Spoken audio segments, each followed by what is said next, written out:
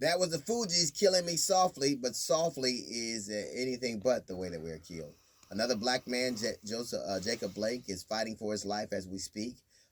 Whether he survives is still in doubt. We're praying that he does, but even if that happens, a part of him will forever be changed. A part of him is gone. A part of him will be different.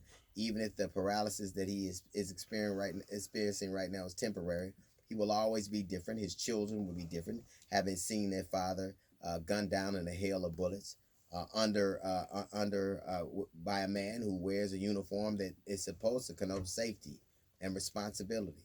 Now, what always happens to me, or what seems to happen all too often, is the first time something happened, at least my timeline is littered with people going, but he was a criminal, but he had problems, he wasn't an angel.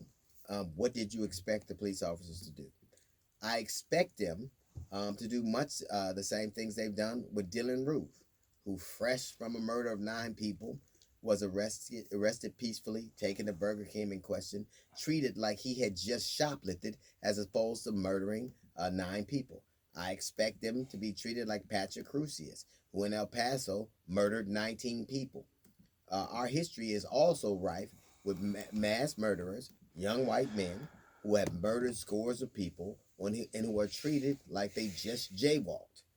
We know that they have guns. We know that they've used them. We know that they've taken lives, and yet they are treated like they just jaywalked. They literally just did something that is less than the worst thing you can do, which is murder scores of people.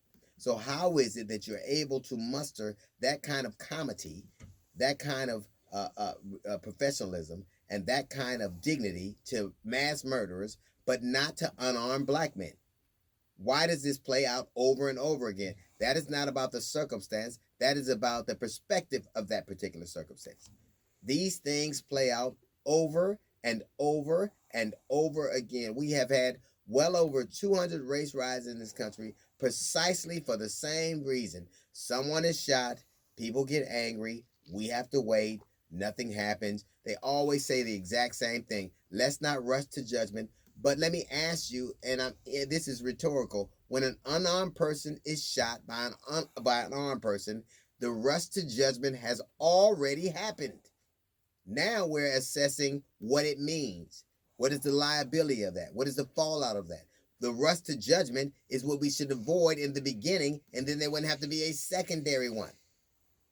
This is all too often. Young men and young black men and young black women, brown people, handicapped people in it are too often not given the same professionalism and empathy you give to mass murderers. As a matter of fact, oftentimes you'll see police officers more upset at being asked why they're being stopped than somebody who just murdered all these people in a short amount of time. And I don't care whether it's at a school or a movie theater or a mall or a country concert or a church or a grocery store.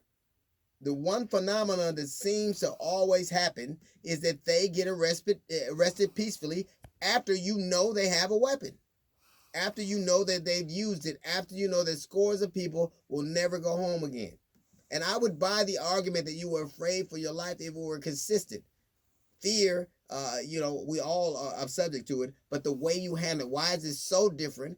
Why the ultimate question is this: why is the punishment so harsh when you think a black man might have a gun than it is when you know a white dude does have one? Why are you able to muster courage and reasonableness and sensibilities when you see a white dude who you know has a gun and just use it, but a black dude reaching to a car is a bridge too far for you? You can't train that out of somebody. You can't legislate that out of somebody. You can't pray that out of somebody. You have to remove the person because that is so inundated within them that will always be the result. Some people are so connected to their biases, they cannot unconnect them from them. And I don't care how much racial sensitivity training you have. The world is on fire right now, and people are still acting like that.